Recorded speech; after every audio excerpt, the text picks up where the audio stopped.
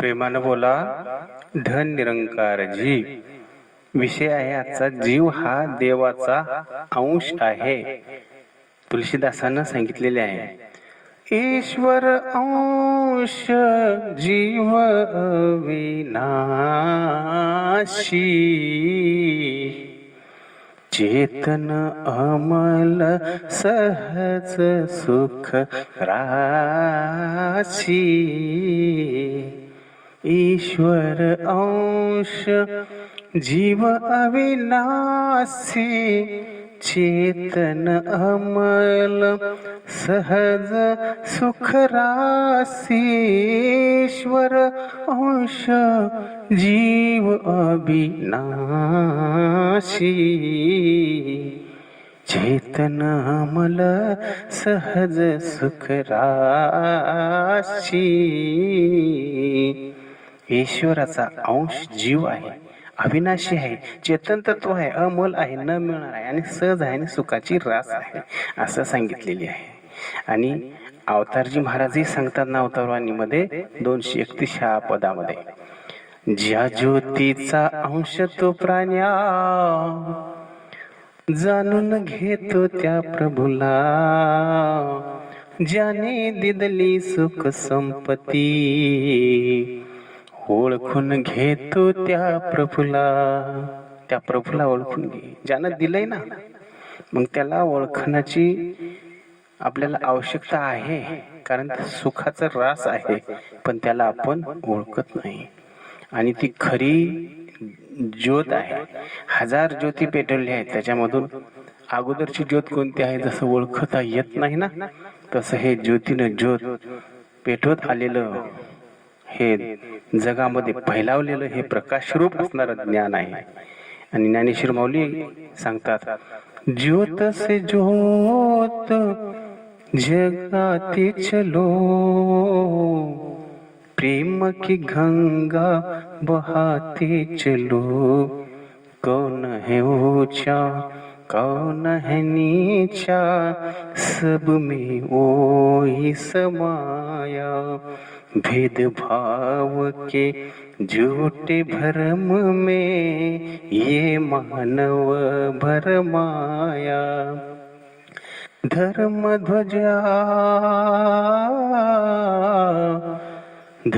ध्वजा फहराते चलो, प्रेम की गंगा बहाते चलो. प्रेम की गंगा बहाते चलो. बस प्रेमाची गंगा. हे गंगा कोणती आहे तर ज्ञानरूपी गंगा. जे ज्ञान गंगे न्हाले, ते पूर्णता जेवणी झाले.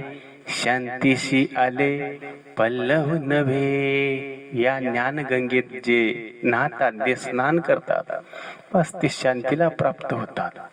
आणि त्याला परत हिरवी पालवी फुटवत तसं सुखाचं कोंब फुटत राहते.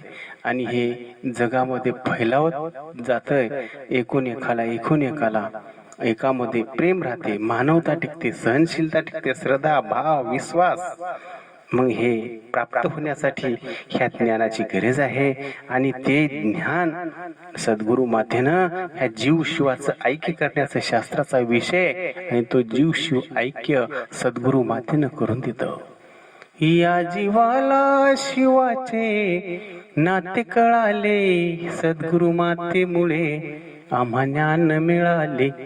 होती भटकंती काळोख्या राती, दिली मातेने आम्हा ज्ञान ज्योती. घोर अज्ञान अंधार दूर पळाले, सद्गुरु मातेमुळे आम्हा ज्ञान मिळाले. सुदीक्षाजी महाराजांमुळे आम्हा ज्ञान मिळाले. बस ह्याच ज्ञानाची गरज आहे. कारण अज्ञान अंधकारातून एकदा बाहेर पडला हा जीव, मग तो सुखाची कोंब आहे. सुख आहे, कारण किंबहुना सोय जीव आत्मयाचे लाहे, देते जे होय तया नाम सुख. त्याला सुख म्हटलेलं आहे. सुख ते गा किरीटी दाविजेल तुझ दिठी, जे आत्मयाचे भेटी जीवासी होय. या आत्म्याची भेटी जीवाला होणं हे खरं सुख आहे. आणि त्या खऱ्या सुखाला हा जीव विसरलेला आहे, कारण हे विषय आवडी भुलले जीव, कोण करेल याची कीव. या विषयाच्या आवडीमध्ये विकारामध्ये फसून, मिथ्या माया मोह जाळामध्ये फसून बाधक झालेले आहे. म्हणून ह्या बाधकत्वातून निघण्यासाठी साधकत्व धारण करावं लागते. साधक तत्व धारण केल्यावर बाधक तत्व नाहीच होते. म्हणून ज्ञानेश्वर महाराज तेच सांगतात, तुम्ही स्वतःचा विचार करा. आहे मी कोण याचा करावा विचार, म्हणे ज्ञानेश्वर निवृत्तीचा. कोण आहे बाबा ह्याचा विचार करा ना तुम्ही. हो, ज्यानं तुम्हाला हे दिलेले आहे शरीर, त्याला तुम्ही विसरला. भूला है तू उसी को जिसने तुझे बनाया, दुनिया के मौज में जिसने तुझे बनाया. भूला है तो उसी को जिसने तुझे बनाया. ज्यानं तुला बनवलेलं आहे त्याला तू आपण का विसरावं.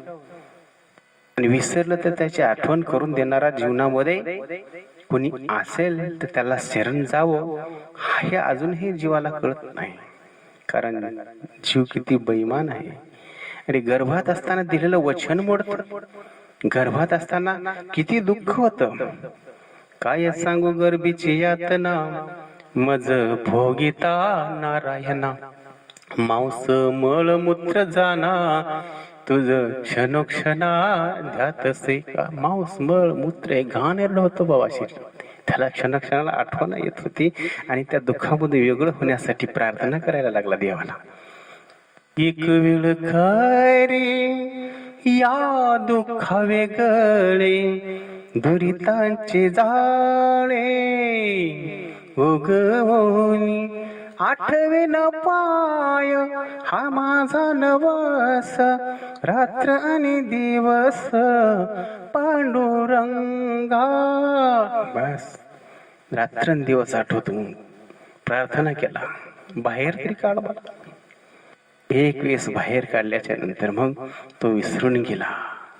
कारण मातीच्या उदरातून केली प्रार्थना तो विसरला. का विसरला तर माया विघ्ने भ्रमलाय खरे, म्हणता मी माझे निघरे. हे तो संपत्तीचे वारे, साचो कारे जाईल. बस माया विघ्नामध्ये भरवला.